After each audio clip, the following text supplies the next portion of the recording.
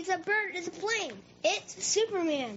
This is Dan Jurgen. This is Jason J. Lewis, the voice of Superman on Justice League Action. This is Mark Wade, writer of Superman Birthright. And you're listening to The Krypton Report.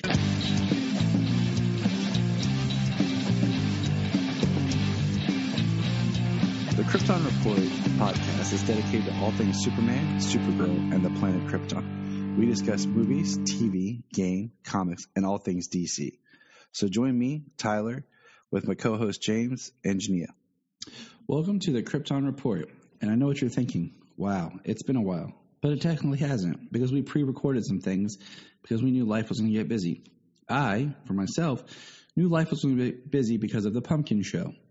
What's the Pumpkin Show, you might ask? Well, I posted on social media. It's kind of like the Corn Fest, in Smallville.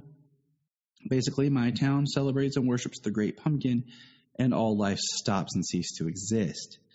So, yeah, it's been almost close to 2 weeks since we've recorded, technically. And I got my man James here, the Superman of Red, the Man of Steel, and he had a big life-altering event in his life, I could say. What did you think, James? Yeah. I have a baby who is tonight at 10:38. 1 goal. Woohoo! Beautiful, beautiful baby girl has been blessed in James's life. So he's been busy. Baby girl Allura Rose. What a lovely name. Some people listening might know where that name comes from. And if there are, they should know where that name comes from. Right? Well, you should. If you don't, shame on you, unless this is your first time. If this is your first time here, welcome. We love you. Thank you. Welcome. Thank you for listening. But yeah, we've just been busy with life, and it happens. So we had, like we always do, we schedule episodes out, we plan, but what do we do about planning? It doesn't always work the way you want. So what would have been multiple episodes will become one jam-packed, awesome episode. So without further ado, let's get into it. Da-dun-da-dun. Well, so I did Supergirl or Stargirl. They introduced Dr. McNider, and it's not Henry Thomas. I was bummed.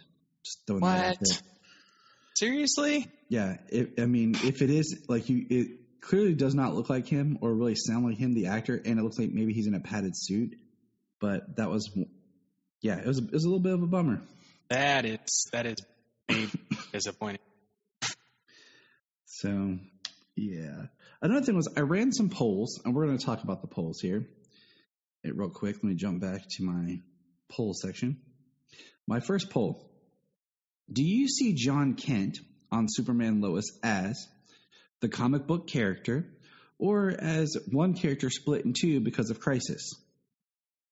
The overwhelming result was 82% said the character split in two post-Crisis. Because, there's all these people talking about, John Kent on the show should do just like John Kent in the comics and he should become Superboy and stuff like this. I'm like, it's not the same John Kent. We have two. So, also, I've been continuing my polls on when we should do live comic reviews, and the overwhelming majority of the voters have said Sunday evenings would be the best time to do live comic book reviews. So I thought that was cool. Now we're going to talk about something else, kind of small, We touched on this in a previous episode a little bit, but, I sat with it for a little bit and thought about it and kind of put it out there. Truth, justice, and a better tomorrow. That is the new Superman mantra. And we talked about how we thought it was more like a John Kent Superman mantra, but now it seems that it's Superman, period. Now, I kind of threw this question out there to some friends to see what's going on. And are you hearing me okay, James? Yeah, I'm hearing. Good. Okay, I'm listening to you. Okay, I was just checking something. This is a new mic, and I didn't know if I was muted or not because it was being weird. But I'm not, so I'll just make a note and go. So I threw this out there. Now, what I've realized about the truth, justice, and the American way is it's very generational. people I've talked to, and I won't say any names, who were older, who were they were children when Superman debuted, are not happy about this. And one quote was, "There is no better tomorrow without America." And what I think about when I hear that is the ideals of what the American way meant for a generation and what that means for our generation. How it's disjointed. How the promise of America has changed over the years and what that was meant to a group of people growing up. Also, we talked a little bit about this, but I reached out to some of our international friends to get some thoughts and some quotes. And here is some answers. So, from the Collective of Justice, I got this. Okay, and this is from Tasman in England. "I like it. I know it doesn't necessarily mean he's only for Americans, but as a non-American, it feels more fitting and well-suited to the rest of the world. It essentially means the same thing, though, so I don't mind. It's not like they changed it to truth, justice, and no tomorrow." And then Connor feels like better tomorrow feels very corporate, and he just likes when it was truth and justice. Over in England also, Luke, the Geek of Steel, stated, "He's a hero for the universe. America isn't enough anymore." And I'm like, okay, that's cool, but it's not exactly the thought process. But Alan, over at the All-Star Superfan podcast, said, "I think it's great. Sounds great, represents the character well, and is far more inclusive." And I agree. So that's just some thoughts from around the world, you know? I mean, I agree. Like you said, another generation, the American way does not mean the same thing that it used to back when Superman and truth, justice, and the American way was the tagline. But the idea that it sounds corporate, I mean, I guess I could see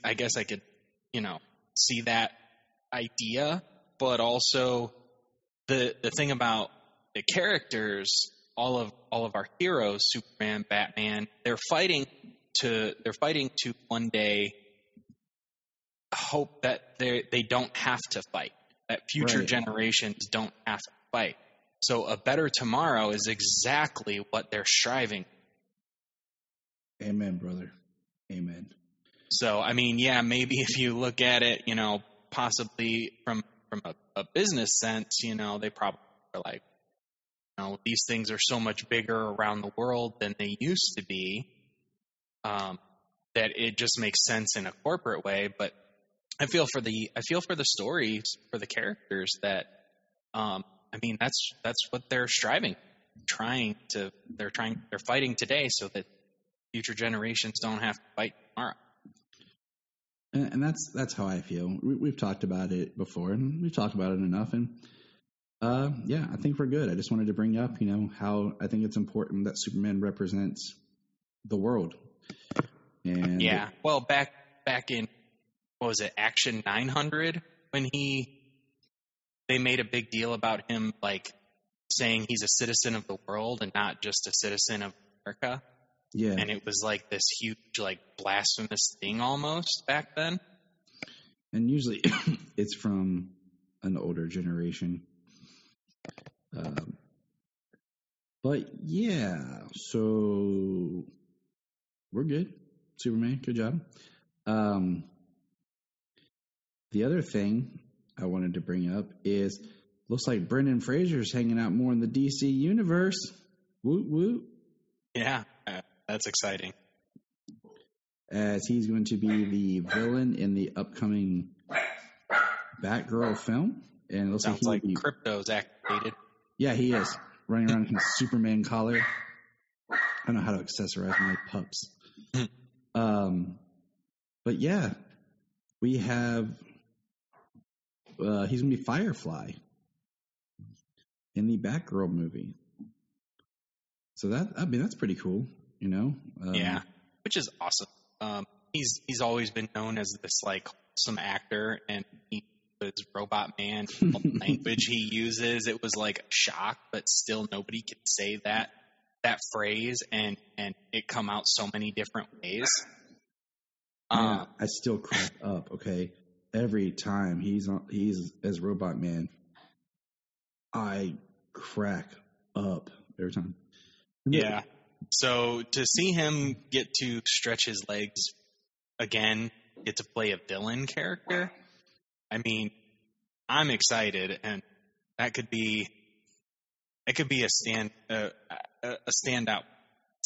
Yeah, and part of I feel like he's got a upswing returning career, so good on him. I mean, we grew up with him, you know. I mean, Georgia Junk, you name Airheads. it, Airheads, and Bedazzled, and freaking. I mean, even Dudley Do Right.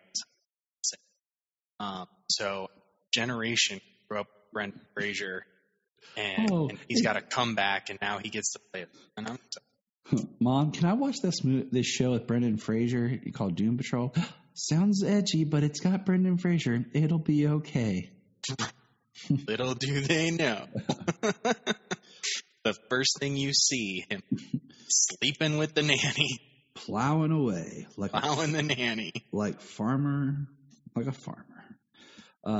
So, speaking of plowing farms, it's that time of the year. It's fall harvesting time. Yay. Around here. I just had to find a segue. But Titans is over. Titans has ended. And season 3. Season 3, yes. And one little thing is the penultimate episode of Titans. I think it was the penultimate. I don't know. I watched them so close together. Had a scene with Superboy that I messaged you about that I'm like, that could set up something for season 4, where Superboy starts to embrace more of his Lex side and be kind of based off the Jeff Johns Teen Titans run, where Superboy went more Lex Luthor. One of the issues has the cover art of Superboy with his head shaved. Right. And I'm like, that could be a very interesting storyline for season 4, because I really feel like we need to move the Titans out of Batman's world. I'm glad they're going back to San Francisco. Yes. We need the Titans to be the Titans. And I feel like every season I get a little upset because I feel like it ends with the idea of building up the Titans to be a team. The next season is about the Titans not working and falling out and not really being a team. And then it ends again with them being a team.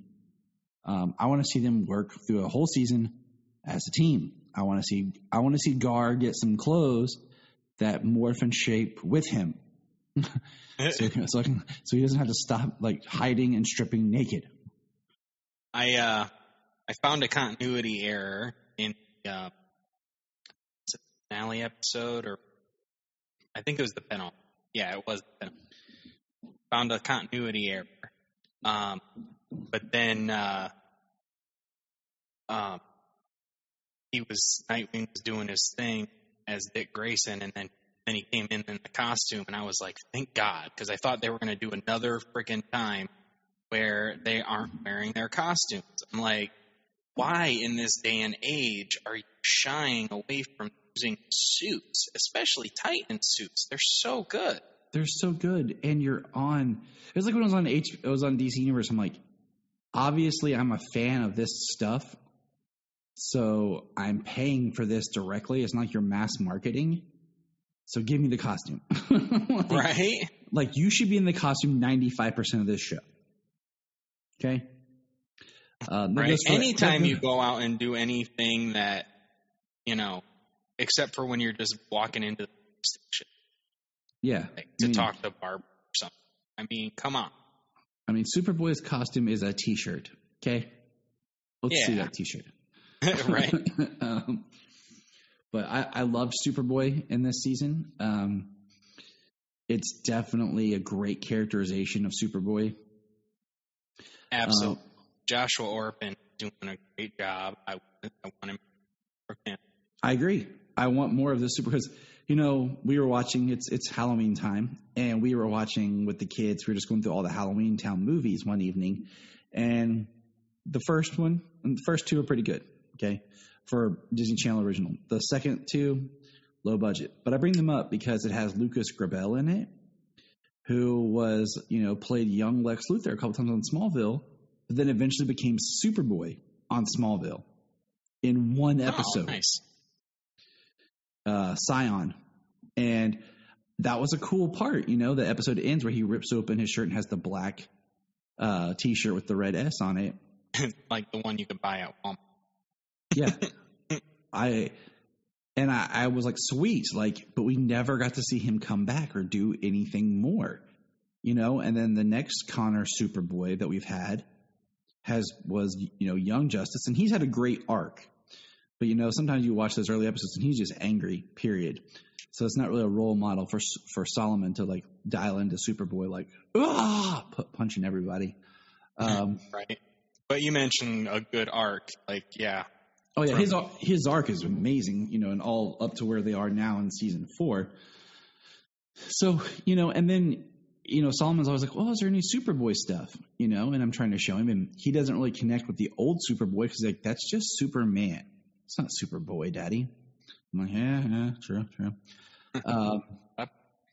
And then I wish I could show him, more of the Superboy on Titans, but I show him what I can, I edit around or watch this scene, But Josh is doing an amazing job, and when this season comes out, I hope it comes out to buy physically, being that this is the first year that it's a complete HBO Max original.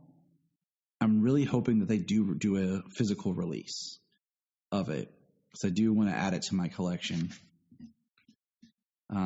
But yeah, I love his Superboy, and that kind of ties back to what I said about, I kind of hope that, we're talking about the John Kent and Jordan on Superman and Lois. I kind of hope they go kind of a Superboy route with Jordan. Get him some sort of a very much John Kent kind of costume he had in the comics early on, where it was just that jacket and ripped jeans kind of look. Something along those lines. Because I think it would be great to see Superman with his son, and it'd be something to show Solomon. And because, did you know, James? Did you know? Excuse me. There is no animated show or movie that has both Superboy and Supergirl in it.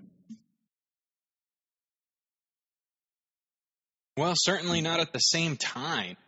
The only one we got both was Smallville, and neither one were even close to crossing. Exactly, and that's what I mean. I can't find there's nothing I can throw on to show the kids with all the stuff that we've gotten. Unless there's some small episode of DC Superhero Girls that I missed or haven't seen yet, or some quick image reference on Teen Titans Go or something. But there's no awesome show or movie that I can watch with the kids that has both those characters for them to cheer on. It stinks. Yes. But speaking of movie, we did get a new Superman movie. It was called Injustice. Now, before we dive into this, James, just overall, what did you think of the movie? There were things I liked and things I was disappointed by, honestly. I do feel that the comics and the games are much stronger. The actor performances were good. I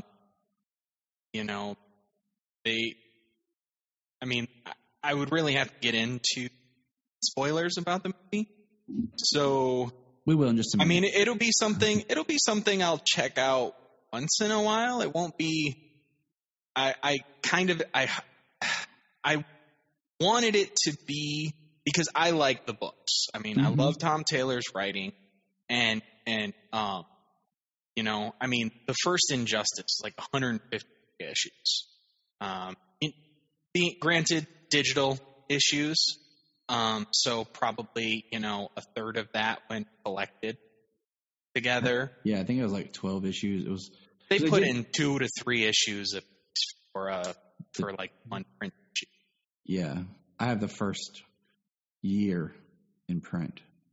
Well, I have the entire Injustice in traits. Nice. Yeah. So I really enjoyed it. You know, I really enjoyed the Injustice story. So the movie, some of the things that they hit some highlights, which was really cool. And then they missed some beats. So, right. I mean, it's strictly like mid-grade, you know. If I was giving it out of 5, I'm strictly 2.5. And I'm gonna say this real quick. Usually, when I watch a movie like these, I watch them twice, and I take detailed notes. I have about half a page of notes on this movie. It was and I'm disappointed. Because first of all, now we'll get into spoilers. Because I agree with you, it's like a 2.5 out of 5. It's like a C-. Here's my issue. Okay, and let's go with the cons first. Oh heck yeah! I think that's because I think it's more than everything I have is cons. One thing, I feel like the voice cast was not a bad cast, but I feel like by not utilizing the Injustice cast from the video game, we lost something. I think those voices in that game, even though the continuity is not the same, it brings a certain gravity to each character.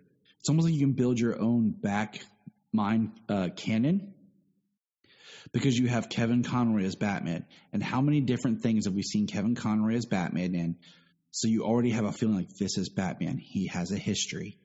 George Newbern as Superman. This is Superman. He has a history. We know this character. I feel like Justin Hartley's Superman's voice was just too light for this heavy of a story. His Clark was great, but I think the longer that the movie went, and he got to, because part of the problem is they crammed such a large story into 108 or an hour and 18 minutes. This should have been Injustice Year 1. There's at least a 2-parter. You know what I mean? They could have taken this from year 1 to 3 and not brought in everything from 1 to 3, but this should have been years 1 to 3, and they should have ended it exactly where year 3 ended, because that would have been like, oh, and that is one of my biggest complaints about this. Okay, what was the end of year 3? It's been a while. So the end of year 3 is the magic year. Okay. That is the year that when they fight Superman, they put him under a magical spell. What would have happened, what they should have done is they should have been fighting Superman. They put him under a magical spell, and they should have cut to black, and then woke up to seeing the beginning again, but doing what happens in that dream where Batman kills Joker on the way to Arkham Asylum and turns himself in, and the world is great and good, and Superman and Lois have a daughter. Resembles Sasha Calle from the new Flash movie. That's right. Lara? Yeah. Lara Kent? Yeah, because superheroes can't name their kids anything else but what their parents are named. Yeah. So, but at least Jordan makes sense because it's Jor, Yeah. But not so we would have got that lovely dream sequence, and then just kind of like a stinger there, where Superman is asleep. The world is the same, but Superman is in this lovely dream. So that way, when part 2 picks up, they get Superman out of it, and he lost everything again. Mm-hmm. And he gets even worse after that. See, I was thinking they should have ended year 1. And like I said, it's been a while since I've read all the books. I did read them all. Because they never formed the regime, And that's what I was mad about, is that's a whole huge part. Like, it should have ended kind of like a Star Wars Episode 2 Attack of the Clones, where like you have Superman come walking out and you just see all the regime troops, the flag flying, and like the world is under his power. Yeah. There was no regime. There were no troops. There was no pill for superpowers. They didn't take it far enough. They didn't take it far enough into the story of what makes injustice really injustice. Well, the thing that the thing with the story, the comic, is Superman makes this makes that choice. The first to kill the Joker, right? And he's hurting, and then his parents get kidnapped, and then he gets paranoid, and that's why he kills Green Arrow in the fortress, which we get to see in this. But in the story, you get to see these things that kind of show Superman further descending into this tyrant that he is, that he becomes, because he's broken. It's not just a Superman who's doing this for the good of the world. I mean, he's killing people because he's broken, literally. So we don't get to see his fall in this, Basically, he kills the Joker, and then that's it. You know what I mean? He's bad. He kills Green Arrow. He kills the ravers who are doing, who are raving and like praising the Joker. Which doesn't happen until year 5. That scene was good, and that one made sense. Green Arrow was kind of an accidental kill type thing, but it was the second accidental kill that we got. But yeah, I just in my mind, okay. If I had to do this task, like this is just off the top of my head, was year 1 would end with the formation pretty much of him. He'd come out at the end in the regime style costume. We'd have him standing there with the other superpowered beings that are on his side behind him. You'd see all the troops and like the flags falling around the world. Yeah. Number 2 would pick up and be kind of like the game storyline, where it's the alternate Earth that then falls into the Injustice Earth. So number 1 kind of pays tributes to the comic. Number 2, it pays more tributes to the game. Yeah.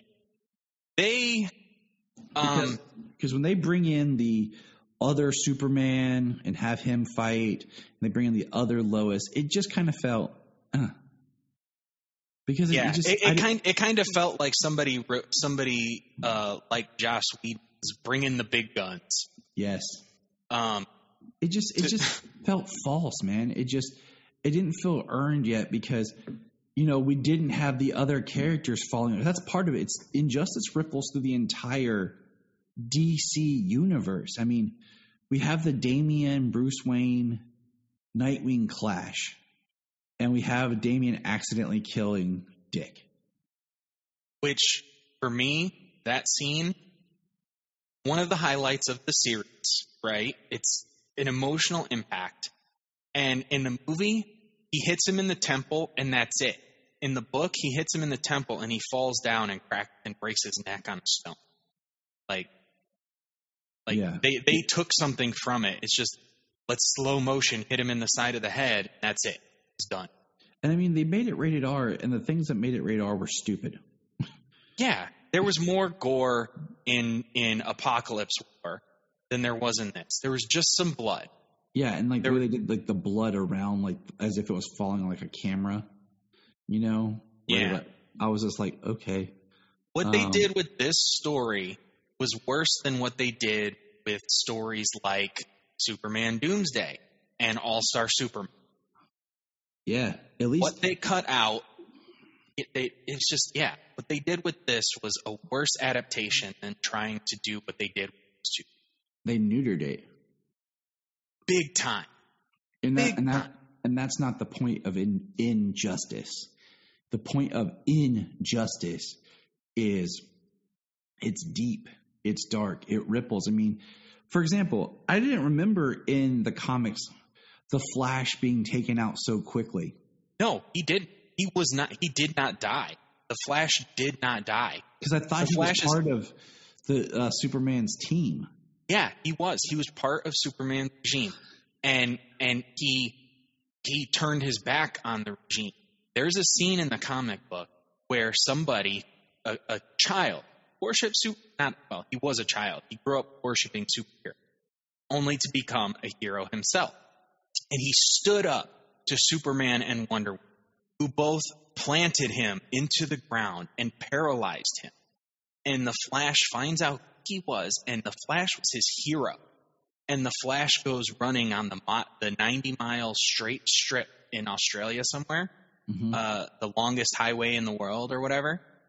And he goes running on there because, like, he can't process what's happened, what has happened to him and to the other heroes of, like, he didn't die. He's in the second game. He's in the second comic books. In the second comic books, he's wearing basically a one of those things they put on your ankle for house arrest, where he's not allowed to use his abilities and things, and he is voluntarily doing things. See, and once again, they took, because I thought his attack and death was like fear toxin from the Scarecrow. But then I'm watching, I'm like, wait a minute, did they actually just kill Flash? Yeah, and then nobody even asks about him. And then Shazam makes one comment about the magical gods being behind Superman, and that's it. You know, we spend more time with the Green Arrow and Harley Quinn relationship, partnership, than stuff that should have been addressed. I mean, yes, it was funny, and I enjoyed it because we got the line about the quiver instead of the arrow cave, you know, which was, you know, in the comics, which was great. But also between Harley Quinn and Arrow and Canary, we didn't get any Canary. And how come we didn't see the scene of Harley like, I'm not going to fight you, Craig, you know, doing the whole just picturing you in leather and fishnets with belly stuff. Or mentioning the fact that Harley has a child. Harley and Joker have a child. Okay, so here's something else that I can't remember. When did we get Deadwing in the comic? I mean, I can't say specifically when, but that is what happened. Because I like that part, but I really feel like it could have been something not in this story. Because it took away from the story we should have been telling. Because, you know, one thing I liked was Damian joined Superman's regime, but he adopts the Nightwing moniker. Yeah. And we did not get that. I mean, what we got was good, but I'm like, this isn't what I need in this movie. Like, this movie needs to end on a dark note. This movie needs to end with, like, the understanding of what Superman's done. And it really felt like this should have been a part one. And that's even after they take him down in the comic books, it's not like this is over and it's a happy. There's a weight of everything that's been lost. You know, the best scene, I would have to say the best scene in the entire movie is, it's two scenes technically, is when Superman goes to Catwoman and says, he needs you. And Catwoman shows up in the cave. And it's the only time you see Batman without his cowl, when he is Bruce. And Catwoman just gets him to cry because Dick died. Mm-hmm. And there's no acknowledgement of Alfred. No, none at all. Alfred in the comics takes the pill and beats the crap out of Superman because he is disappointed in Superman and what he's done. Like, Alfred is an emotional weight in this story. And the fact that he dies at some point during the story, yeah, they neutered the hell out of this story. You know, it's only a handful of highlights. And how it ends with Amazo in Smallville. Ridiculous. This is rated R. okay? Yep. This is rated R. You know what Amazo... First of all, Preach it. Amazo and Ra's al Ghul don't even show up until the beginning of Injustice 2. Okay? After the first one is done. Which is fine. I'm okay with that. If they pulled that in, it would have made for a very interesting plot device. Okay? But Ra's al Ghul is trying to basically eliminate humanity to save the world. So it's not a security robot. Okay? It's not a security robot. And this is rated R. In Injustice 2, when Amazo shows up and they send it out to test, they send it into a small town in like New Mexico or Arizona, and Amazo kills every single human in that town. Amazo wipes out every human in that town. Doesn't touch the pets or animals or anything like that. And that is why they go after Amazo. Yeah. I'm putting it in Smallville, and really. Smallville as a security robot. Yeah. They and there's no mention of the Titans in this either. In Injustice, Superman punches Connor so hard that he cracks a rib and it pierces Connor's heart. And he had to put the Titans in the Phantom Zone so he wouldn't die. Yeah, so what we're saying is there's a lot that they changed, altered, and should have done to make it much better.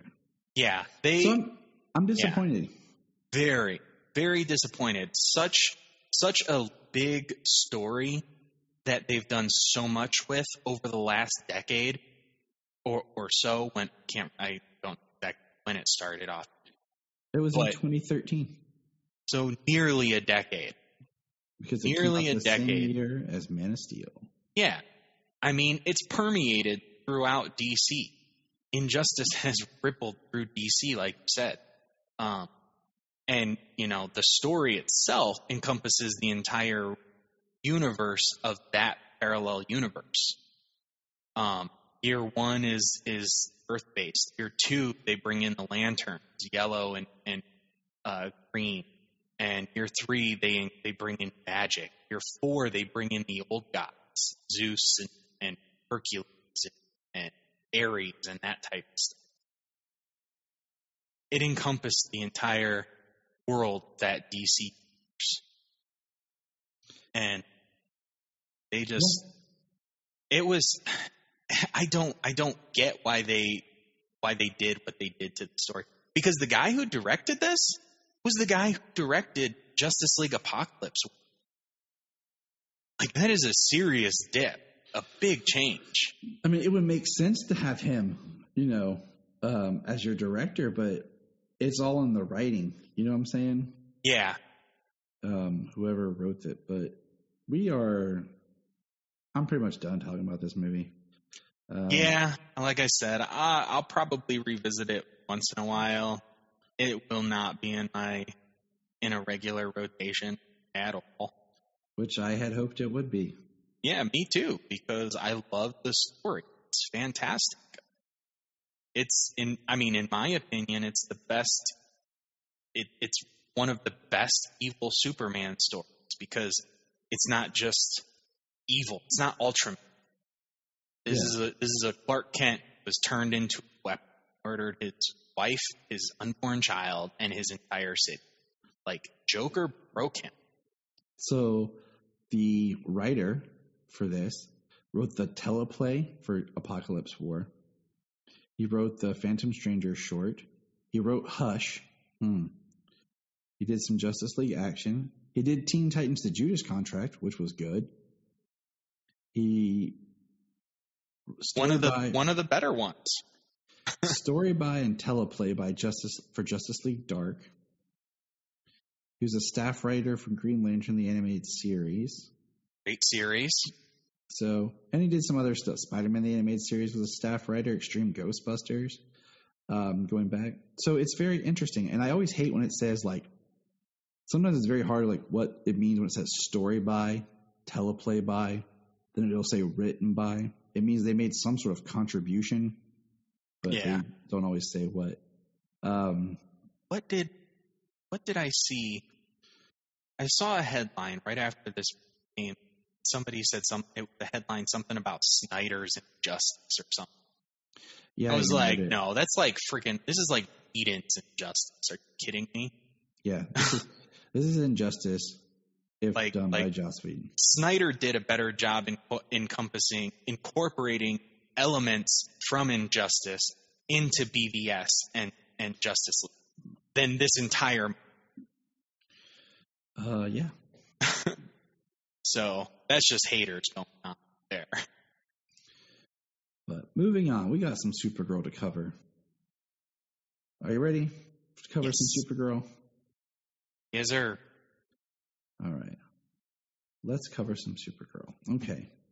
So, we're going to jump back to Supergirl episode. Dun, dun, dun, dun. Where is it? In my notes here, because I have pages of notes.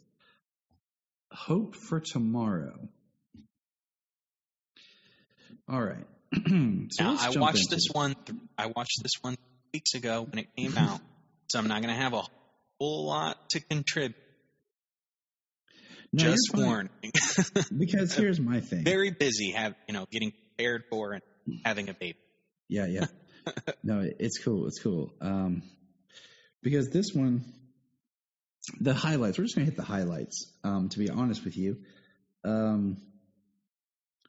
this one is where Esme gets adopted, pretty much, and we figure out her powers is she adapts other aliens of powers that are around her. Yeah, she mimics power. She mimics alien power. But she can read their energy signature, so she reads Kara and Supergirl and knows they're the same person. Yeah, Supergirl has the same powers as your sister Kara. Dun, dun, dun, dun. And I'll be honest, there's parts of this episode I did not like. And it had so Supergirl, to get the Hope Totem, has to do something to inspire generations. And there's the Corto Maltese versus the Kaznians, and I like them pulling in those two, Corto Maltese and Kaznia. I agree. But, so she quests for peace this thing and takes all the nuclear weapons from them and tosses them in the sun. Okay? Works. Right. She gets the Hope Totem. And then they decide the only way to stop Nixley is they have to destroy a totem. And they decide to destroy the Hope Totem by throwing it in the sun. First of all, I'm worried about our sun. I know the sun is powerful and strong, but could potentially we nuclear react and destroy our own sun? Or this, mystical energy of the totem destroy our sun? And then we'd really I was going to say, yeah, it was a universal energy. That's kind of what this season is about. These totems are a threat to all social out. So there's that, right? And then I'm thinking like Supergirl inspired. That's her thing. She's on brand, as John said, for Hope. But my understanding with the totems has been like they represent the energy and the essence of that entity. So if you were to destroy the totem, Hope would cease to exist. And that's where I feel like they destroyed it. But there should have been no hope in the world. There should have been a hopeless world. And Supergirl's like, well, we'll be here to inspire and bring back hope. I'm like, no, I'm sorry. That's not going to work for me. You just destroyed all hope of the universe. That was my thought too. It's like I don't know if that's the right way to go. And so, I mean, that's really what I got from this. Like, I'm not going to break down beat by beat, because, like you said, it's been a long time since you've watched it. But that whole thing just felt to me about like, let's just destroy the Hope Totem. And of course, William William was more active in this episode, which was nice. And so, all right. And at the end of the episode, Nixley gets a watch, and she turns it on, and it's Lexo armor. It was like, of course, you can't do anything without Lex back into. I mean, he's been here since what, season 4? 4? Or with Agent Liberty? Yeah. Can't do anything without Lex. Because he was amazing. Yeah. Woo. All right. So the next episode is Supergirl season 6, episode 16. Nightmare in National City. To me, I thought this was going to be, okay, this is like their Halloween type episode. It's going to be dark, it's scary. No, not at all. No, just dreams. Dreams. It started with the voiceover sounds so dull.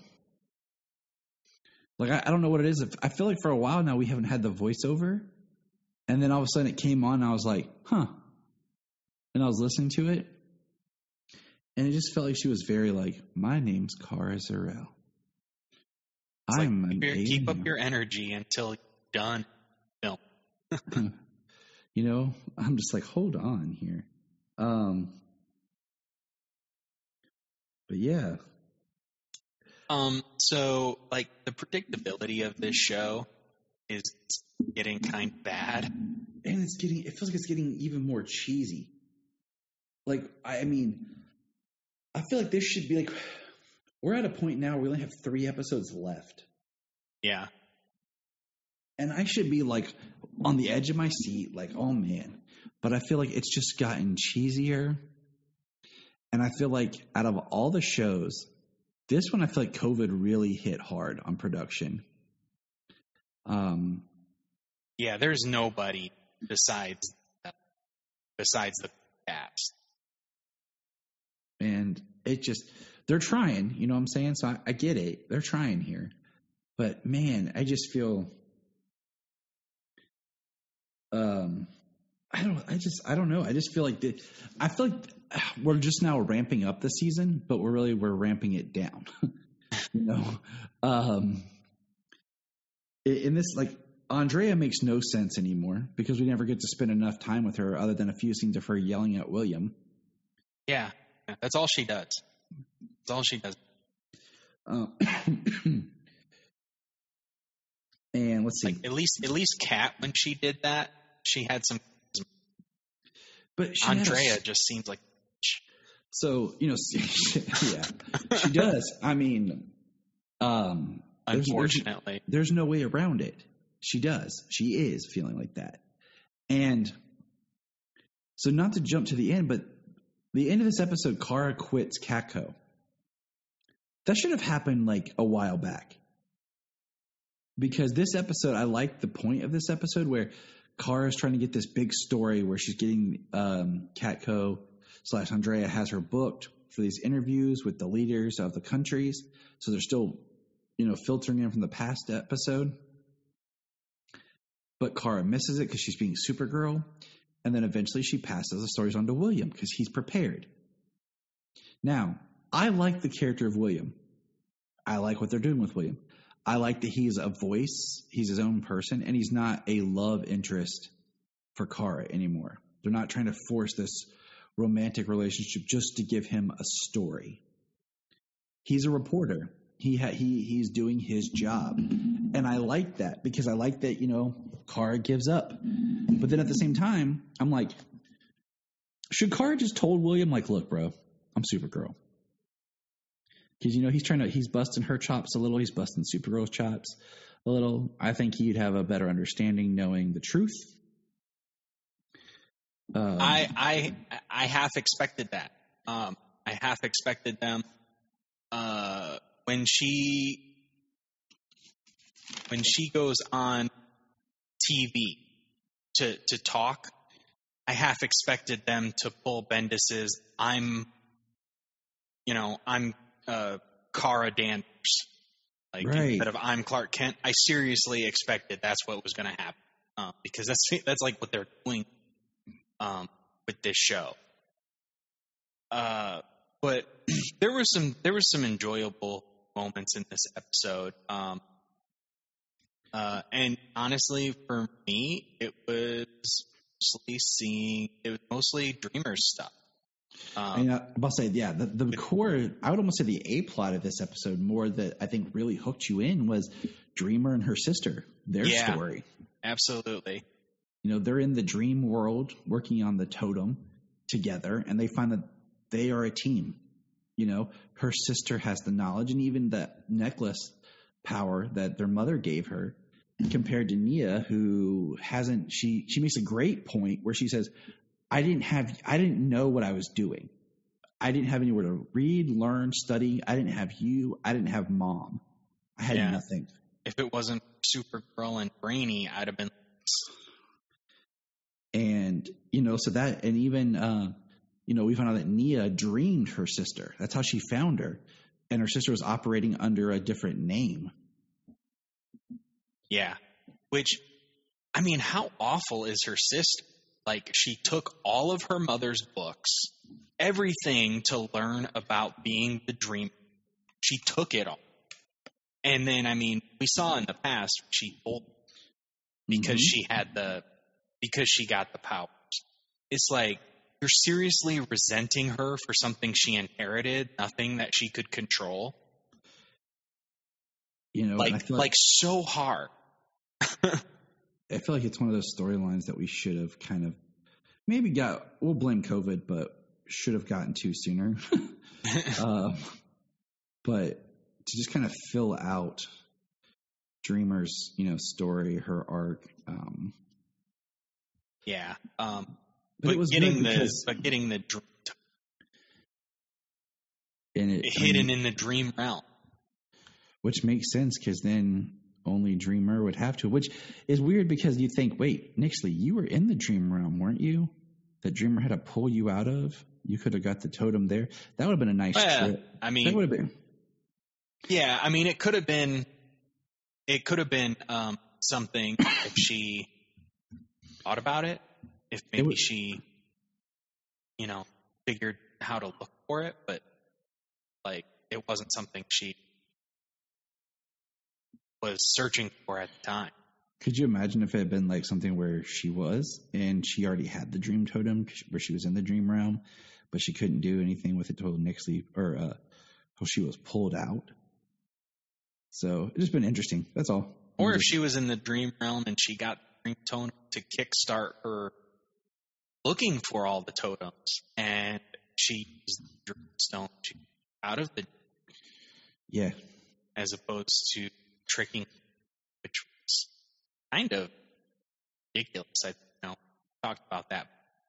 She just completely all of the signs, all of the warnings, and she did it in. And this is another episode where they're like, we need to bring down that force field, Supergirl, Super Friends. We're going to send in the National Guard. You did this without talking to us first, and blah, blah, blah, blah, blah. Blah, blah, blah, blah. Some of the things they did, some of the things they expressed were real concerns. When they dropped the force field, it destroyed a whole bunch of stuff. But then when they talking about separating children, families, this and that, you know what I mean? But they did nothing on the inside, okay, let's protect families, and then nothing on the outside, well, if we're going to bring in the National Guard, we need to, help these people who have been separated from jobs, from homes, from families.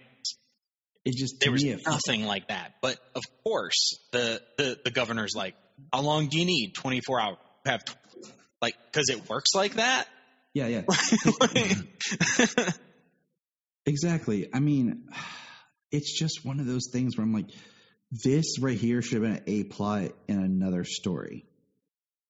Like, this is a bigger deal, but you're pushing it to like a third string storyline just to have Kara busy so she can miss her other stuff. But I'm pretty sure you could have found something else. So, I mean, I don't know. I just feel like that whole, like, that's too heavy for this, where we're kind of moving away from that because we're trying to finish up all this story with Nixley, like a fifth dimensional imp. Okay. Versus the seriousness of children being separated from their parents. And then the episode ends with Lex appearing.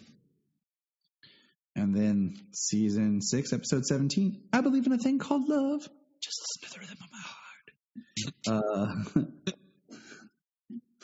Starts right where this one left off, with Lex right there with Nixley. And we have 3 more to go, James. 3 more. It does not feel like we have 3 more episodes to go. No, it doesn't feel like they are writing a final season. Because I really feel like I almost like, okay, watching this episode, I almost felt like, dude, what if they pulled something and they kill, like, somebody gets killed off? Like, they really start bringing out, like, the stakes. Like, Jean got killed in this episode or something. You know, like, it just... I feel like the super friends are in this safe little bubble right now where everything's good and great. But I don't know. I do want to mention one thing about the last episode. They really darkened Lena. And I mean that, like, from a visual. Like, they put her in very dark clothes, and, like, her makeup was done dark, like a dark red lipstick, almost like we were trying to do some Charmed style Buffy the Vampire looking witch stuff going on. I was going to say, she's a witch. She's got to look gothic now, right? Exactly. And I'm like, okay. And that's another storyline. I'm like, they're just like, Lena, we need your magic. I just, like, trying to rationalize science and magic, which she's still doing. I'm like, and they're like, only your magic can protect us, Lena. I really wonder.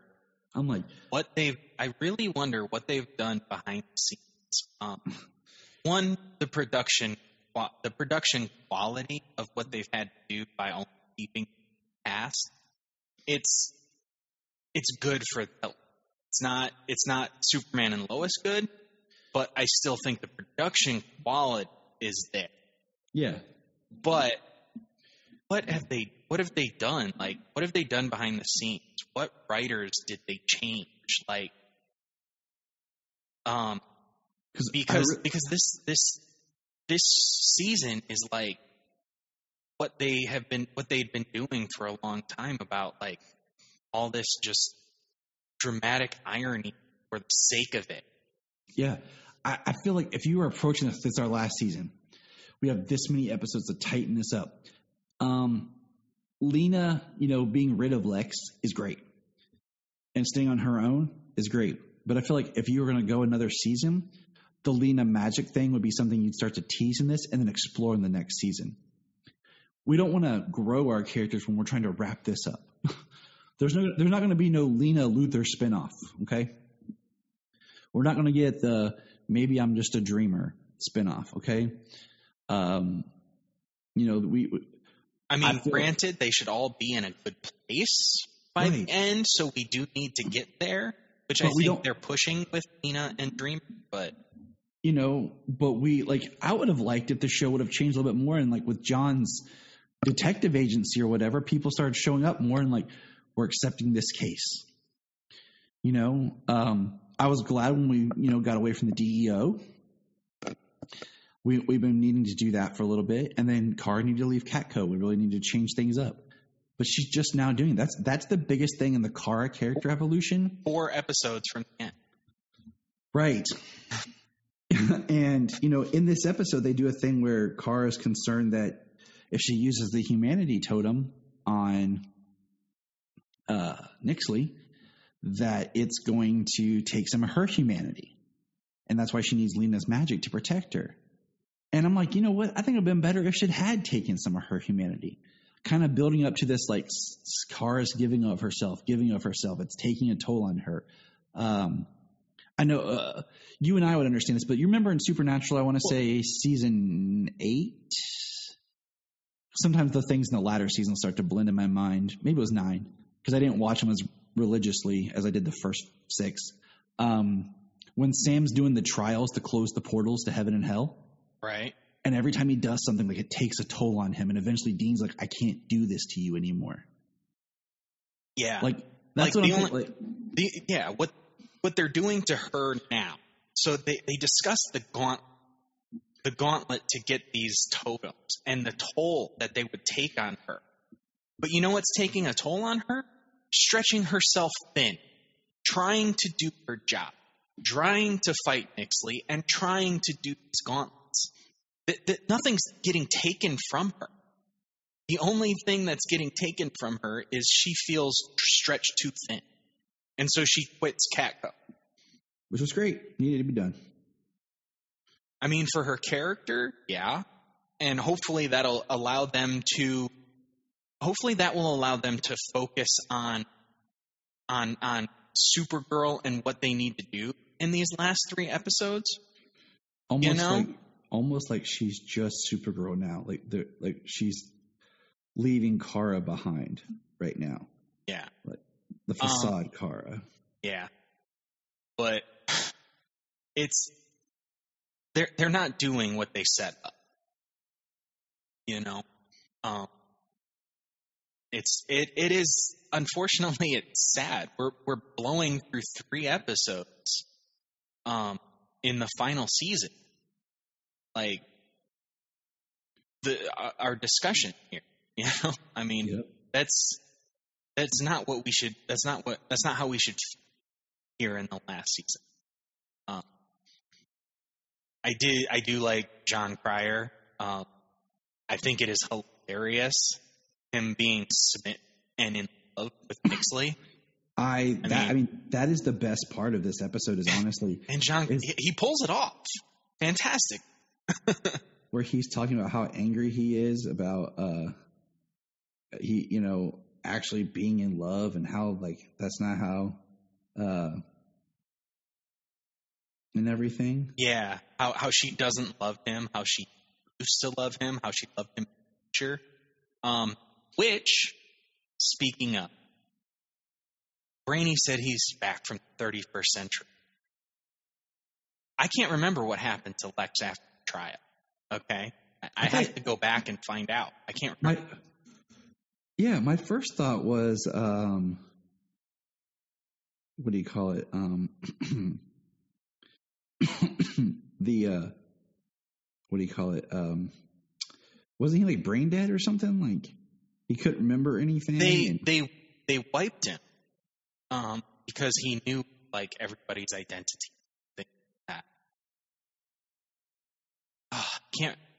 I can't remember, and that's the sad thing, like, one of the best characters on the show that brought, and everybody does great. I love the cast of characters. Everybody's fantastic. It is the writing, but we can't remember what happened. So before the next episode, I'm gonna have to find. But Lex was in the 31st century. He's in the future, because Brainy says that he has 30% back, which is what he uses to save Nixley when they set a trap for her. Yep. Which I think is setting up the future. Supergirl going to the 31st century. That makes sense. Which we've seen, which was a big thing in comic books, which is where Kara went in Smallville. She went to the 31st century region, which is where she goes in Justice League Unlimited. So, I mean, it's almost as if they're kind of telegraphing what we almost know. And I mean, that's kind of what we've said for a longest time, is that's how that we think this series will end, is her going into the future, because it's got to do something. And, you have to have some sort of point where you feel like the show has closure. But yeah, the whole okay, like I've never, we've talked about this. I've never been a big Legion fan. I hate the idea that you have these people from the future and the past, and Brainy's like in the 31st century. I was like, then why aren't you smarter, Brainy? Like, and also like the whole like Kaluan as a people race compared to him being like part android because Brainiac is a machine, a computer. Always is like, Brainiac 5 was supposed to be more of like a human living computer. Like, you should be smarter, but whatever. You know, and just talking about, they've mentioned multiple times in this episode about him contacting the Legion. So I'm just like, okay, that's where we're going. That's fine. You know, we know everyone's showing up at the end, but I'm just like, yeah, it is what it is. But my favorite part was Esme yelling Supergirl and her showing up. That was dope. Though she should have landed like stronger. It should have been like, she should be like Supergirl, and like as she's finishing the L, she should have just like dropped in from the ceiling in front of her. Like, right. I did enjoy the proposal thing. I did like how the Love Stone showed up for Alex. That was cute. I did, you know, how they did say there is precedence in history for it disappearing and appearing in different places. So yeah, just the idea that Nixley doesn't love Lex right now. Maybe she will. That's what he said. That's what, you know, Lex maybe that's hopes. how she. Yeah, maybe that's how she gets the stone. I don't know, but you know, it was a very sweet scene in the bar. They brought back the bar. They brought back Al, the bartender. I enjoyed seeing that. Too bad the bartender just couldn't be what's his Bibbo? face? Yes. Well, he's in Metropolis. Maybe. Yeah, I know. I mean, we're not going to get him in Superman and Lois. That's taking place in Smallville. Maybe they'll go back for like an episode. They go back to Metropolis for something and we meet Bibbo. I don't know. That's my holdout. But, you know, so it gets confusing because we find out that totems do reappear. Their essence cannot be destroyed. So going back to we were mad where Supergirl destroyed the totem, the essence of hope just found a new totem form and came back. So you can't destroy the totems. I bet you could throw them in the Speed Force. Throwing that out there. Right? Yeah, I was like, he's like, you can destroy the form, but you can't destroy hope. You can't destroy these fundamental elements of force. So that goes back to what we were saying. Like, I didn't want to get too much into it because we had this episode as we were recording about when Kara destroyed the Hope Totem, and I was like angry about that. So what we see is the Love Totem was damaged. It was destroyed, and the Love Totem reappeared on the back neck of Esme. So Esme is now a totem, or she has a tattoo that's a totem. And I'm like, okay. But Alex personified the love for the Love Totem. That was cool. And then, you know, Nixley, if Nixley had her magic being fifth dimensional, would she be able to see everything that Lex said to her? You know, the truth, which she ought to verify because it's fifth dimensional. She can see everything. And then the last 2 points, and then we'll let James go back to his baby girl, is one, Andrea, once again, busting Williams' chops. She turns to Akrata to get what she wants on her own. And she was in what, Lex's mansion? I think so. And she finds like a book, a journal. I was hoping that Lex would just be there and Nixley would, and they'd just kill her and be done with her, and that'd be the end of it. You know, get some characters off the show. Right. You know, speaking of Andrea, she's like, I'm going to run this. Like, that's not how journalists running a tab. Right. That's what you're trying to do. And that's why I haven't liked Andrea since we've come back. And that's what we talked about. Like, is this post-crisis Andrea? Because I don't really remember everything from last season. because it just she's doesn't. She's not making any sense. There's no journalistic. She has no integrity. Journalistic integrity. There's no, sense of how this actually, how that actually.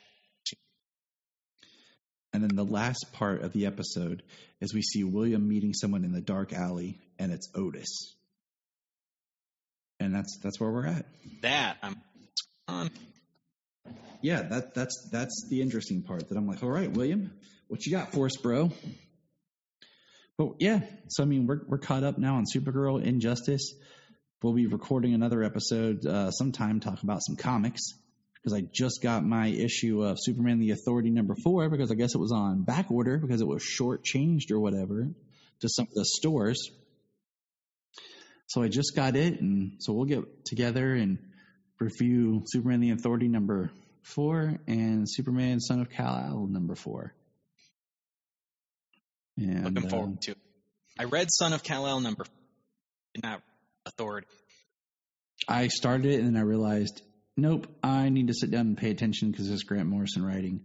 I just can't read through it quickly. So until next time, dear listeners, send us a message with your thoughts, feedbacks, anything. Let us know what's going on. Check out our social media, and remember,